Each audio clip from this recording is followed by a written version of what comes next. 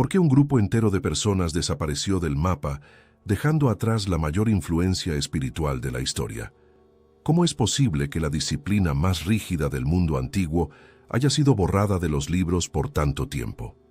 La respuesta que vamos a encontrar hoy revela lagunas en la historia, y vamos a descubrir exactamente dónde encajan las piezas. La Judea de hace 2000 años no era apenas el escenario de historias bíblicas que aprendimos en la infancia. Era un barril de pólvora político y social a punto de explotar, un lugar donde la supervivencia exigía elegir un bando en una guerra silenciosa por poder y control. Para entender la gravedad de lo que ocurrió en aquel yermo, alimentamos a la inteligencia artificial Axioma con miles de registros arqueológicos, datos climáticos de la región, traducciones de pergaminos antiguos y mapeos topográficos. El procesamiento de estos datos cruzados nos muestra un patrón de comportamiento humano que escapa completamente de la norma de aquella época, revelando una anomalía histórica que pocos logran explicar sin recurrir al misticismo. Mientras la mayoría de las personas luchaba por migajas de poder o por la simple supervivencia en las ciudades abarrotadas, una comunidad decidió hacer lo impensable. Ellos le dieron la espalda a todo lo que la sociedad consideraba importante y caminaron hacia la nada absoluta. El panorama religioso y político estaba fracturado en tres grandes facciones que peleaban por el control de la mente y del corazón del pueblo, creando un ruido ensordecedor que impedía cualquier búsqueda real de la verdad. Por un lado estaban los fariseos, un grupo obsesionado con adaptar la ley religiosa a la vida cotidiana, creando reglas infinitas para cada paso que una persona daba, pero que muchas veces se perdían en una burocracia que no tocaba el alma. Por otro lado, controlando el templo de Jerusalén estaban los saduceos. Esta era la élite rica y aristocrática, hombres que vivían de la mano del poder romano y estaban mucho más preocupados por mantener sus privilegios políticos que por lo sagrado. Y en las sombras, creciendo con la revuelta popular, existían los celotes, hombres que creían que la única solución para la libertad era la espada, la sangre y la rebelión armada contra el imperio. Era un mundo ruidoso, violento y saturado de hipocresía. Fue en este ambiente tóxico donde los esenios surgieron como una respuesta radical. Ellos observaron estas opciones: la hipocresía legalista, la corrupción del templo y la violencia revolucionaria, y las rechazaron todas con vehemencia. Para ellos, el mundo exterior estaba irremediablemente enfermo. No servía de nada luchar contra Roma con armas, pues el problema no era solo político, y no servía de nada debatir leyes con los sacerdotes, pues el sistema religioso ya estaba podrido por dentro. La única salida lógica que encontraron fue el aislamiento total. Creían que la verdadera transformación humana no ocurría en las plazas públicas llenas de gritos ni en los palacios de mármol, sino en el silencio absoluto y abrumador. Lejos de huir de la sociedad por miedo, encaraban este aislamiento como una verdadera táctica de guerra espiritual. Se retiraron para construir una fortaleza donde la corrupción del mundo no pudiera entrar.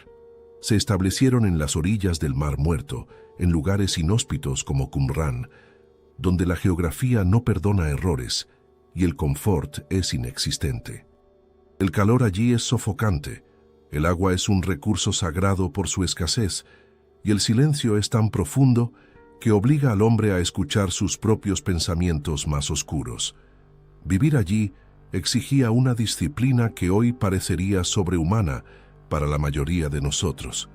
No estaban allí solo para sobrevivir a los elementos, sino para crear un nuevo tipo de ser humano, libre de las ataduras y vicios de las ciudades. El análisis histórico muestra que este grupo funcionaba como una sociedad alternativa completa. Abandonaron el comercio, la política y las tradiciones familiares con un único enfoque en mente: la búsqueda de la santidad. Pero no se trataba solo de limpieza física. La claridad de espíritu para los esenios era un estado de conciencia elevado. Se vestían de blanco como símbolo de esta intención y compartían todos los bienes, eliminando la propiedad privada porque entendían que la avaricia era la raíz de la decadencia que veían en Jerusalén.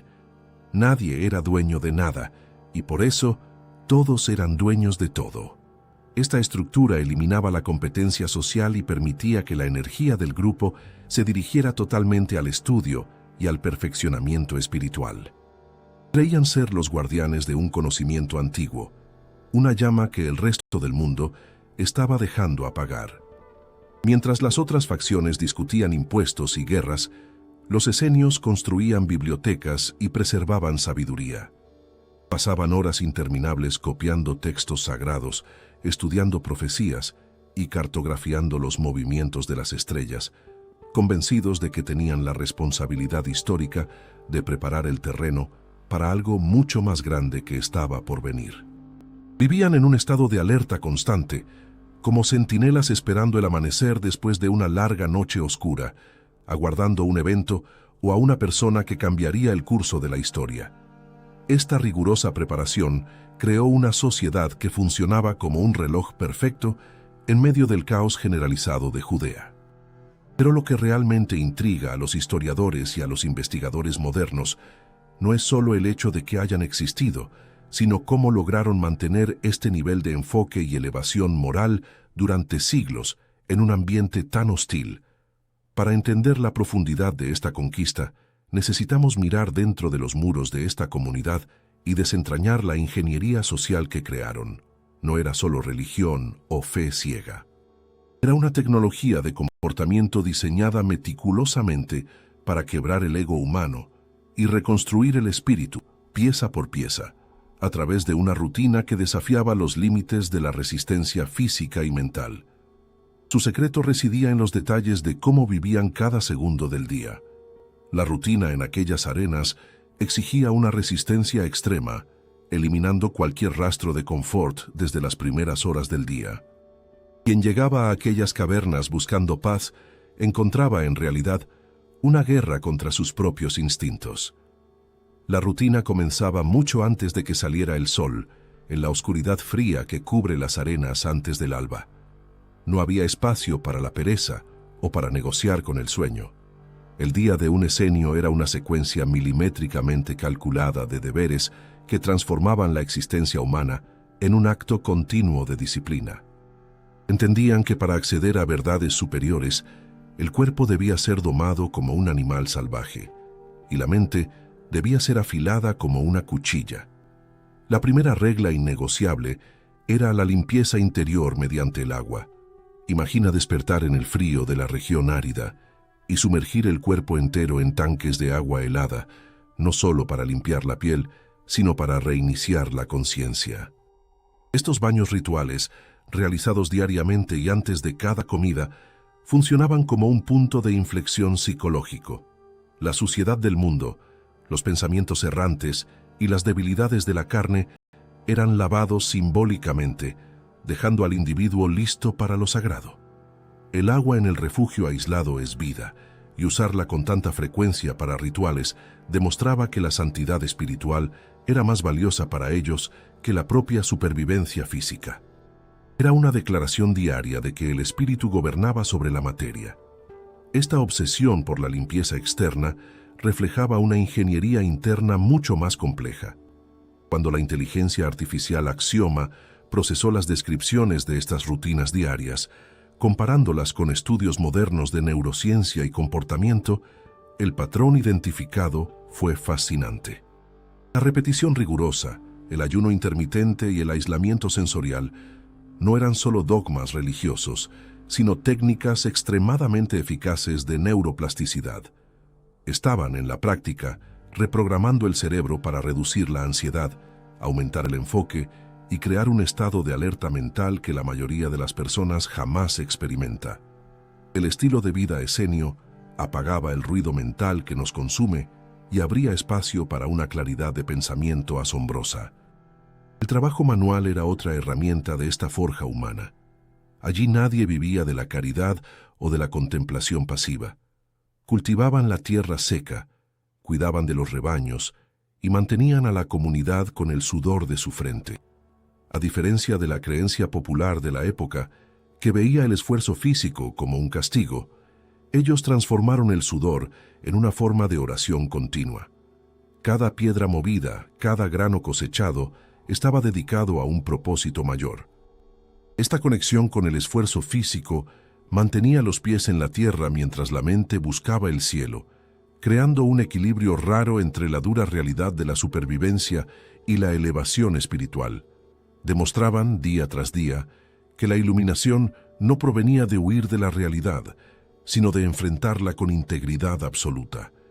La jerarquía dentro de la comunidad garantizaba que esta máquina humana no se descarrilara. No era un liderazgo basado en quién tenía más dinero o quién era hijo de alguien importante, como ocurría en Jerusalén. Allí, el respeto se ganaba a pulso. Existía un sistema de mérito riguroso donde los iniciados pasaban por un periodo de prueba que podía durar hasta 3 años. Durante este tiempo, el candidato era puesto a prueba en su paciencia, en su capacidad para guardar secretos y en su control sobre los apetitos del cuerpo. Solo los que demostraban una fuerza de carácter inquebrantable eran aceptados. Esto garantizaba que la comunidad estuviera formada únicamente por la élite moral y espiritual de la época, filtrando a cualquiera que estuviera allí por curiosidad o debilidad. El silencio era tal vez el arma más poderosa de este arsenal. En un mundo donde todos gritaban para ser escuchados, los esenios optaban por callar para escuchar a Dios. Las comidas se hacían en absoluto silencio, transformando el acto de comer en un ritual sagrado. El pan y el vino no eran solo alimentos, eran sacramentos de gratitud. Nadie hablaba sobre el clima o sobre chismes. La mente estaba enfocada en la nutrición y en la bendición. Este control sobre la lengua evitaba conflictos, mentiras y la disipación de energía en conversaciones inútiles. Entendían que cada palabra desperdiciada era un pedazo de poder personal tirado a la basura. Además del trabajo y del silencio, existía el estudio obsesivo. Las bibliotecas de Qumran funcionaban como centros vibrantes de inteligencia activa, muy alejados de la imagen de archivos olvidados. Analizaban la Torá y a los profetas con lupa, buscando códigos y mensajes que los sacerdotes comunes ignoraban. La interpretación de las leyes no era para facilitar la vida, sino para alinearla más con la voluntad divina. Se consideraban los verdaderos intérpretes de la ley, guardando el conocimiento correcto para el momento en que el mundo estuviera listo para recibirlo. El sábado se respetaba con un rigor que rozaba el extremo, donde hasta las necesidades fisiológicas eran controladas para no romper la santidad del día. Esta vida de privación, estudio y disciplina forjó hombres y mujeres con una resiliencia mental incomparable. No le temían a la muerte, pues creían que el cuerpo era apenas un estuche temporal para un alma inmortal. La carne era corruptible y pasajera, pero el espíritu, pulido por años de refugio aislado y sacrificio, era eterno. Esta visión del mundo los volvía inmunes a las amenazas políticas y sociales del exterior. ¿Qué podría arrebatarle un emperador romano a un hombre que ya ha renunciado a todo? ¿Qué podría hacerle la pobreza a alguien que eligió no tener nada? Se volvieron intocables porque no deseaban nada de lo que el mundo pudiera ofrecer. Toda esta estructura no fue montada por casualidad. La disciplina espartana, la limpieza interior constante y el estudio profundo tenían un objetivo claro. Estaban construyendo una base de lanzamiento para algo nuevo. Creían que la historia se movía hacia un clímax y que solo aquellos que estuvieran purificados y preparados podrían soportar la luz que estaba por venir. No estaban simplemente esperando el futuro, estaban entrenando activamente para ser sus protagonistas. Y cuando analizamos la filosofía que sustentaba todo esto, comenzamos a entender que el plan era mucho más ambicioso que simplemente vivir en cavernas. Lo que creían sobre el universo y el papel del ser humano revela la verdadera dimensión del proyecto que estaba en marcha. Si el cuerpo era forjado en la privación y en el trabajo manual bajo el sol de las arenas ardientes, la mente de estos hombres y mujeres pasaba por un proceso de afilado aún más riguroso. La disciplina física que hemos visto no era el objetivo final, sino apenas los cimientos para sostener una arquitectura intelectual cósmica que desafiaba todo lo que se conocía en la época. No estaban aislados en Qumrán solo para escapar de la corrupción de Jerusalén. Estaban allí para sincronizar sus relojes con el tiempo de Dios, algo que consideraban imposible de hacer en medio del caos urbano y político de las grandes ciudades. La gran divergencia comenzaba en la forma de contar el tiempo. Mientras el Templo de Jerusalén y la mayoría de la sociedad judía seguían un calendario lunar, sujeto a ajustes humanos y manipulaciones políticas para coincidir con festividades o conveniencias del gobierno, los esenios operaban en una frecuencia diferente. Adoptaban un calendario solar fijo de 364 días. Hoy puede parecer un detalle técnico irrelevante, pero en aquella época esto era un acto de rebelión absoluta. Significaba que celebraban las fiestas sagradas en días distintos al resto de la nación. Cuando Jerusalén estaba de fiesta, Qumrán estaba de luto o trabajando, y viceversa. Vivían, literalmente, en un tiempo paralelo, convencidos de que el resto del mundo estaba desfasado con el orden divino.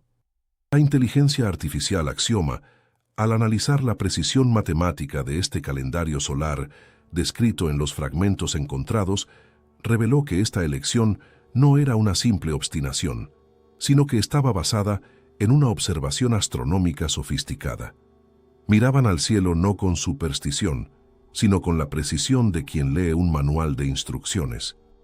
El sol, la luna y las estrellas eran vistos como mecanismos de un reloj universal que dictaba los momentos exactos para la oración, para la cosecha y, sobre todo, para el fin de los tiempos. Para ellos, estar desalineados con este reloj cósmico, como lo estaban los sacerdotes del templo, era lo mismo que estar desconectados de la fuente de energía del universo. Dentro de esta burbuja temporal, la jerarquía del conocimiento era rígida. La figura central en la educación de la comunidad era el maskil, un maestro de sabiduría que funcionaba como un guardián de los secretos. No se trataba solo de enseñar a leer la Torá, sino de enseñar a decodificar entre líneas. Creían que los textos sagrados contenían capas de significado ocultas a las que solo se podía acceder si se tenía la llave interpretativa correcta, una llave que guardaban bajo 7 llaves. El estudio no era un debate abierto y democrático donde cada uno daba su opinión. Era la transmisión de una verdad revelada, vertical e indiscutible.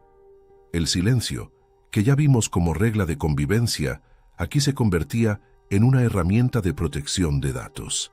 El conocimiento sagrado no podía ser banalizado ni compartido con quien no estuviera preparado. Esta visión del mundo dividía la realidad en 2 campos de batalla muy claros: los hijos de la luz y los hijos de las tinieblas. No había zonas grises, no existía el más o menos. O estabas alineado con la verdad cósmica, la elevación moral y la disciplina, o pertenecías al mundo del error, de la mentira y de la corrupción. Esta dualidad moldeaba la psicología de cada miembro. Se veían a sí mismos como el ejército de la luz en entrenamiento, aguardando el momento en que esta guerra espiritual se manifestaría en el mundo físico. Cada acto de obediencia, cada oración hecha en el momento exacto en que salía el sol, era un golpe asestado contra las tinieblas. No eran pacifistas pasivos, eran guerreros espirituales en estado de alerta constante. Esta mentalidad de conflicto constante generó una producción intelectual sorprendente, muy diferente al fanatismo ciego. Las bibliotecas que mantenían no eran simples depósitos de reglas, eran archivos de astronomía, de poesía, de leyes alternativas y de estrategias de guerra apocalíptica. Escribían con la urgencia del que sabe que el tiempo es corto. Creían en la predestinación de una manera casi matemática. Dios ya había escrito el guión de la historia, y su papel no era improvisar, sino entender en qué página del libro estaban viviendo para actuar de acuerdo con el libreto divino diseñado para ellos. Esto eliminaba la ansiedad del azar. Si todo estaba escrito, incluso quién se salvaría y quién se perdería, el enfoque pasaba del miedo a la ejecución perfecta del deber. Esta estructura mental creaba un tipo de individuo extremadamente enfocado, y al mismo tiempo socialmente responsable dentro del grupo. La regla de oro era el amor a los hermanos de la luz y el odio solemne a todo lo que representara la oscuridad y la injusticia. Pero este odio no era una rabia descontrolada, era un distanciamiento frío y calculado, simplemente no se mezclaban. La justicia, para ellos, era interna. Mantener a la comunidad funcionando sin fricciones, compartiendo los bienes por completo y cuidando a los enfermos y ancianos, era la prueba de que su sistema era superior al caos egoísta de las ciudades. También practicaban una forma de medicina que combinaba el conocimiento de hierbas, raíces y piedras con oraciones e invocaciones. La curación del cuerpo no estaba separada de la curación del alma.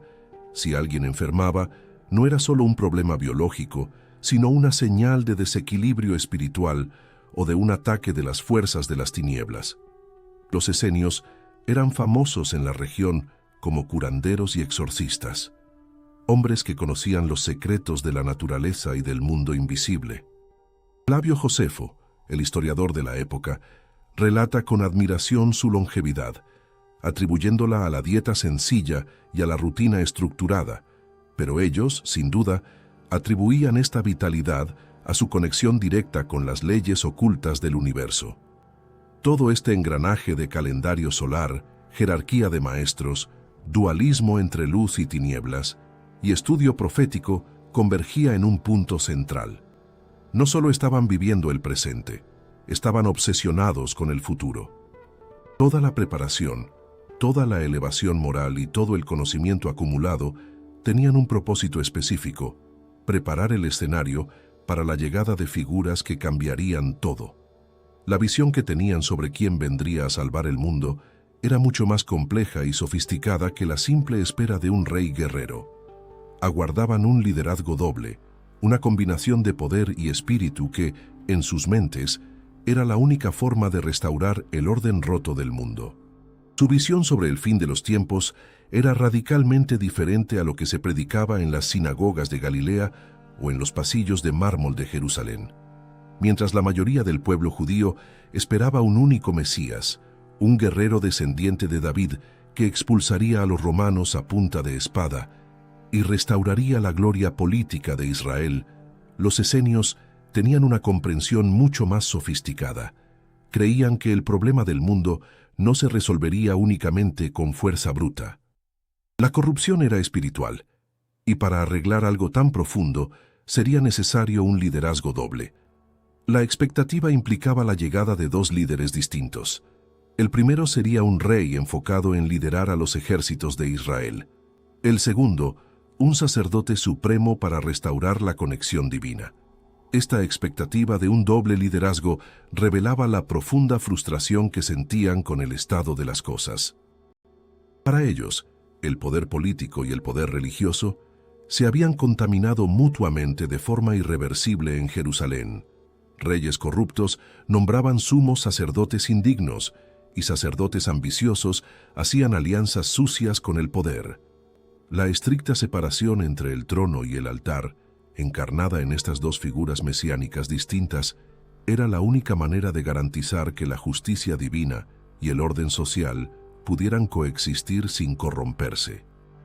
Era una visión de equilibrio perfecto, donde la fuerza sería guiada por la santidad y la santidad sería protegida por la fuerza.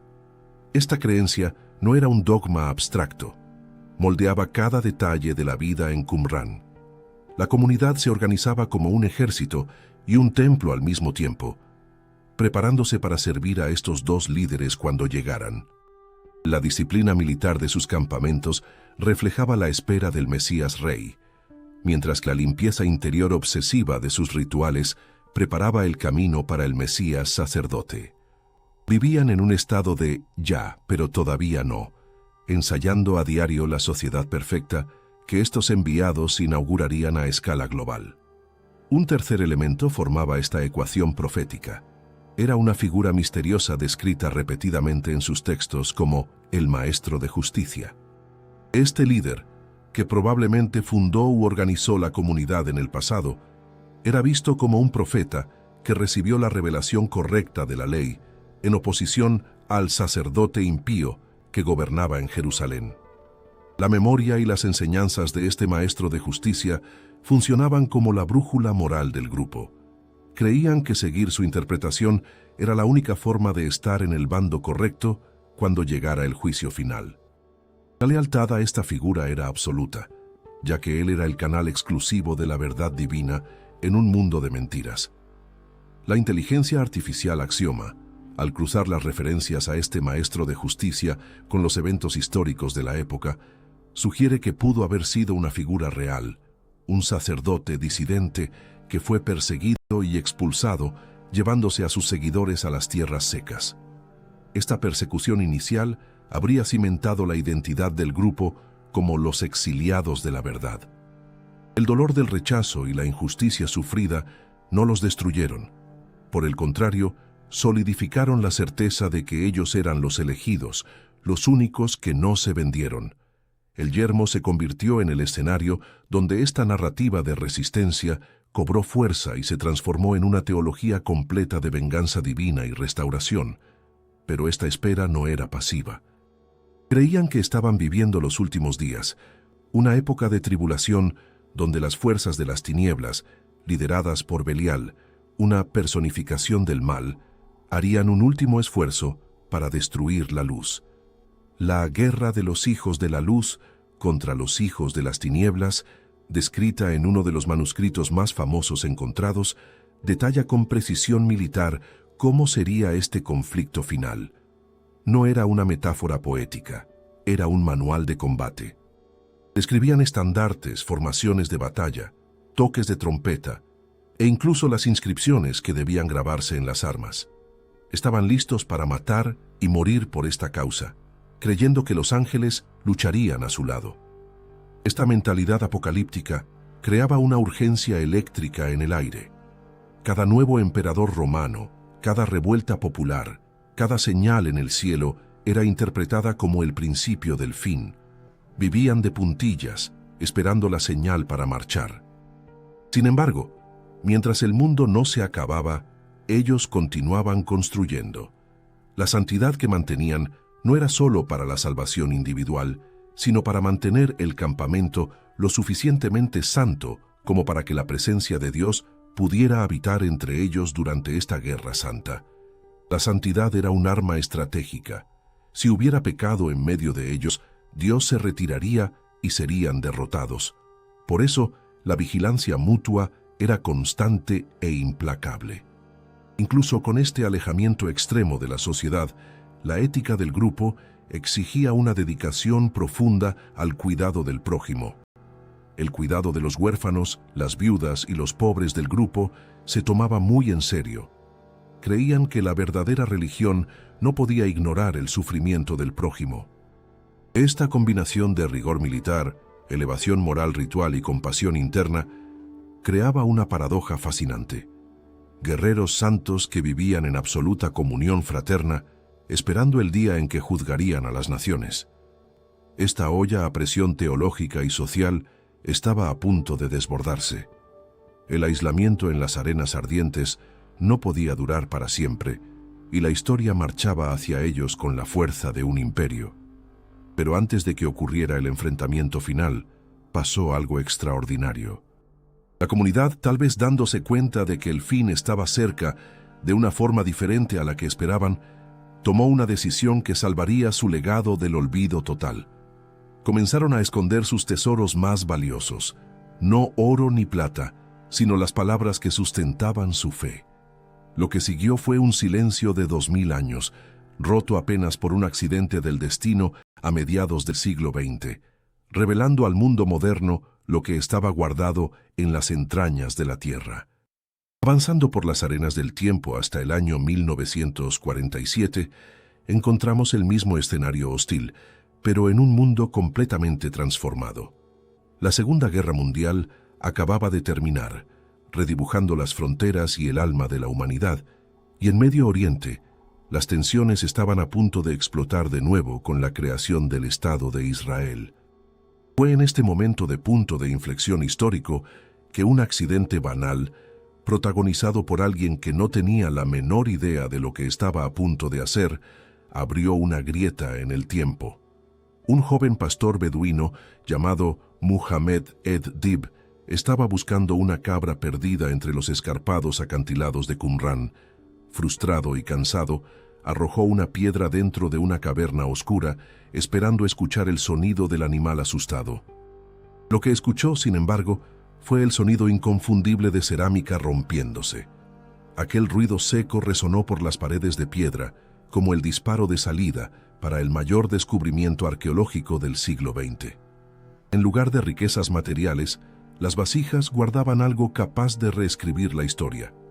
Eran tinajas de barro selladas que contenían rollos de pergamino envejecidos, preservados milagrosamente por la sequedad de la región árida durante 2 milenios. La inteligencia artificial Axioma, al analizar la probabilidad de preservación de estos documentos en condiciones normales, confirma que el entorno de Qumrán funcionó como una cápsula del tiempo perfecta. La humedad casi nula, la oscuridad de las cavernas y la temperatura estable crearon un laboratorio natural de conservación. Si estos textos hubieran sido guardados en Jerusalén o en Galilea, se habrían podrido y desaparecido hace siglos. Pero allí, protegidos por la geografía hostil que los esenios tanto amaban, sobrevivieron para contar la historia. Lo que salió de aquellas tinajas no fueron solo antiguos textos religiosos, fueron las voces de una comunidad entera que había sido silenciada por la historia oficial. Al principio, los pergaminos se vendieron por precios irrisorios en mercados de antigüedades, cambiando de manos entre comerciantes que no tenían idea de lo que poseían. Pero cuando los académicos finalmente pusieron sus ojos en aquellos escritos, el impacto fue sísmico. Se dieron cuenta de que tenían en sus manos los manuscritos bíblicos más antiguos jamás encontrados, 1000 años más viejos que cualquier copia conocida hasta entonces. Esto probaba que el texto de la Biblia hebrea había sido transmitido con una fidelidad impresionante a lo largo de los siglos. El mayor impacto de los descubrimientos provino de aquello que aún era completamente desconocido para el mundo moderno. Junto con los libros bíblicos, había cientos de textos que nunca antes habían sido vistos. Eran las reglas de la comunidad, himnos de acción de gracias, calendarios solares, horóscopos, interpretaciones apocalípticas y manuales de guerra. Estos documentos, conocidos como los manuscritos del Mar Muerto, abrieron una ventana directa a la mente de los esenios. De repente, aquella secta misteriosa descrita por Flavio Josefo y Plinio el Viejo ganaba voz propia. Ya no eran personajes secundarios en relatos de terceros. Ahora nos hablaban directamente, explicando sus motivaciones, sus miedos y sus esperanzas con una claridad asombrosa. Los textos revelaron detalles íntimos de la vida en Qumrán que ningún historiador externo podría haber inventado. Descubrimos cómo organizaban sus comidas sagradas, cómo castigaban a quienes hablaban fuera de turno o a quienes se quedaban dormidos durante las asambleas, y cómo se veían a sí mismos como los hijos de la luz en una guerra cósmica contra las tinieblas. El documento de Damasco y la regla de la comunidad mostraron una sociedad obsesionada por la limpieza interior y por el orden, donde cada aspecto de la vida estaba regulado para garantizar la santidad del grupo. Era un sistema totalitario en el sentido más espiritual de la palabra, donde la individualidad se disolvía en favor del colectivo sagrado. El descubrimiento también arrojó nueva luz sobre el judaísmo de la época de Jesús. Antes de Qumrán, la visión que teníamos se basaba principalmente en lo que decían los evangelios y los rabinos posteriores. Ahora teníamos una tercera voz, una voz disidente y crítica, que demostraba que el judaísmo del siglo I era mucho más diverso y complejo de lo que imaginábamos. Había grupos que no aceptaban el templo, que tenían calendarios diferentes y que esperaban a mesías distintos.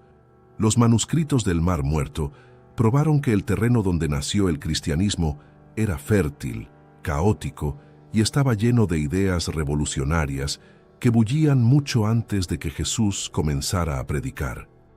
El impacto académico fue devastador y fascinante al mismo tiempo. Hubo que reescribir teorías enteras, La idea de que conceptos como el dualismo entre la luz y las tinieblas, la predestinación y la gracia divina eran invenciones cristianas posteriores se derrumbó por completo. Estos temas ya estaban presentes, vivos y palpitantes en los textos de Qumran, décadas o incluso siglos antes de que se escribiera el Nuevo Testamento. Esto generó un debate acalorado. ¿Hasta qué punto influyeron los esenios en el movimiento de Jesús? ¿Había una conexión directa o simplemente respiraban el mismo aire cultural?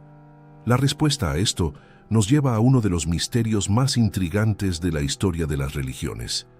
Lo que estos pergaminos nos dieron fue la pieza que faltaba en el rompecabezas. Conectaron el Antiguo Testamento con el Nuevo Testamento de una forma que nadie esperaba, demostrando que existía un eslabón perdido de pensamiento apocalíptico y radical en el camino. Los esenios, con su rigidez y su aislamiento, terminaron preservando el contexto vital para entender quién fue Jesús y de dónde surgieron sus ideas. Y es exactamente en esta intersección, entre el yermo de Qumran y las colinas de Galilea, donde vamos a encontrar las similitudes más perturbadoras. Cuando miramos de cerca, las huellas digitales de esta comunidad parecen estar por todas partes en la historia que cambió el mundo occidental. La historia tradicional suele simplificar los hechos, presentando personajes que surgen de la nada. Pero cuando ponemos los datos sobre la mesa, la realidad se revela mucho más conectada.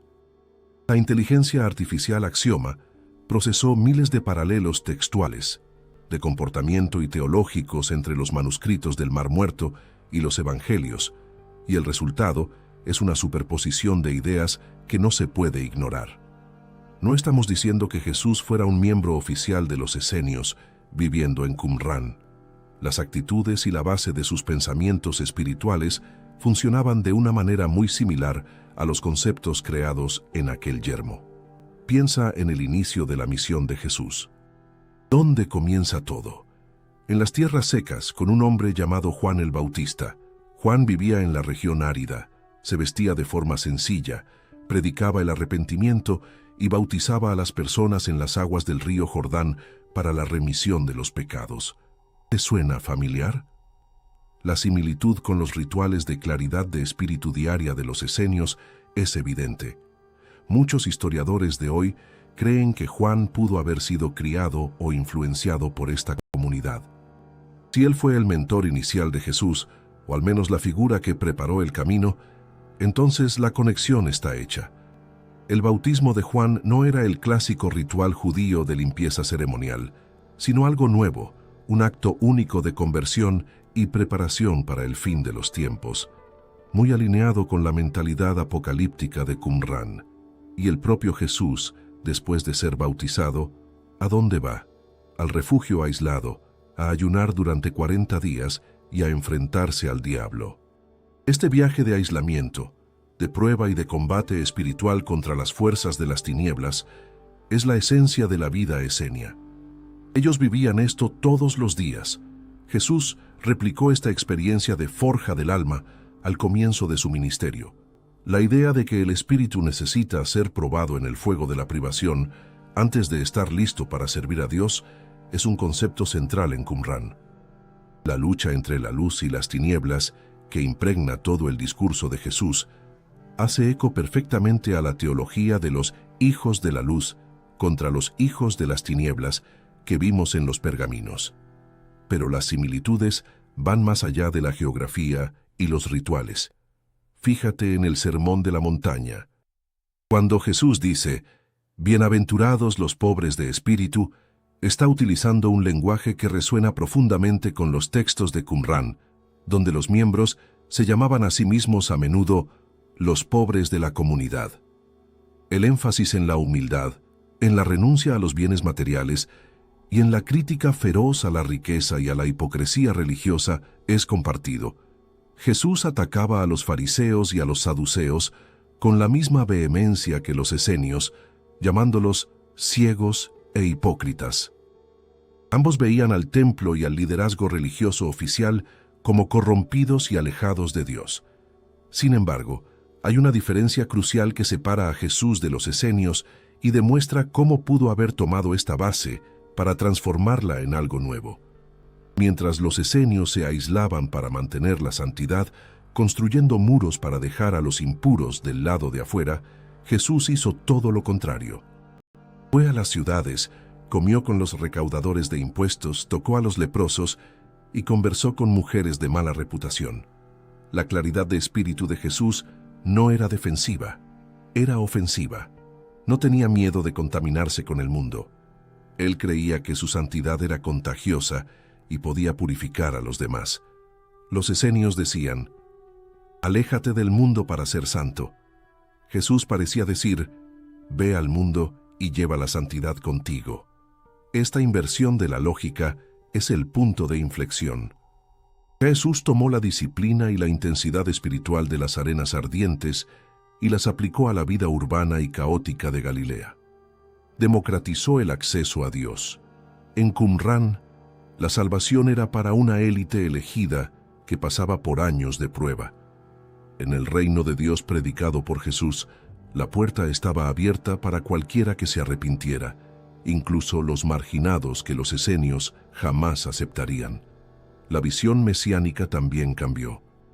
Mientras los esenios esperaban a dos Mesías, uno guerrero y uno sacerdotal, para juzgar a las naciones con rigor, Jesús presentó un Mesías siervo que vino a dar la vida y no a quitarla. Cumplió con las expectativas, pero subvirtió los métodos. La cuestión de la propiedad también es interesante. Los esenios abolieron la propiedad privada como una regla comunitaria estricta. Jesús no impuso esto como ley, pero desafió al joven rico a vender todo lo que tenía y dárselo a los pobres si quería ser perfecto. La actitud con respecto al dinero era la misma. Es un obstáculo espiritual. Pero la aplicación era diferente. Para los esenios era una regla de admisión. Para Jesús era una invitación a la libertad radical. Otro punto de contacto es la interpretación de la ley. Jesús, al igual que el maestro de justicia de los esenios, se colocaba por encima de la interpretación tradicional de los rabinos. Él decía: «Habéis oído que se dijo a los antiguos, pero yo os digo». Esta autoridad para reinterpretar la Torá, con base en una revelación directa de Dios, es una característica notable de ambos movimientos. No estaban debatiendo la ley, la estaban reescribiendo con la tinta del Espíritu. El sábado, por ejemplo, era sagrado para ambos, pero Jesús flexibilizó las estrictas reglas de descanso a favor de la sanación y de la vida, algo que los esenios, con su rigidez legalista, habrían tenido muchas dificultades para aceptar. Esta tensión creativa entre la influencia y la innovación es lo que hace que la relación entre Jesús y los esenios sea tan fascinante. Él no era una copia de ellos, pero ciertamente bebió de la misma fuente de descontento con el sistema religioso vigente y de la misma esperanza apocalíptica. El yermo preparó el terreno, cultivó el lenguaje y formó la atmósfera espiritual donde el mensaje de Jesús pudo florecer. Sin los esenios y su insistencia secular en mantener encendida la llama de la profecía en medio de la oscuridad, el escenario para la llegada del cristianismo habría sido muy distinto. Fueron en muchos sentidos los jardineros silenciosos que prepararon la tierra para una cosecha que ellos mismos no vivirían para ver, y el destino final de esta comunidad nos muestra que, a veces, para que una idea viva para siempre, sus creadores necesitan desaparecer. La historia de los esenios no termina con un final feliz, donde ganan la guerra contra las tinieblas e instauran el reino de Dios en la tierra. Por el contrario, el desenlace es brutal y silencioso, como la propia región árida que los acogió. Alrededor del año 68 después de Cristo, la gran revuelta judía contra Roma estaba en su punto máximo. El imperio, cansado de las constantes insurrecciones en Judea, envió a sus legiones para aplastar cualquier resistencia.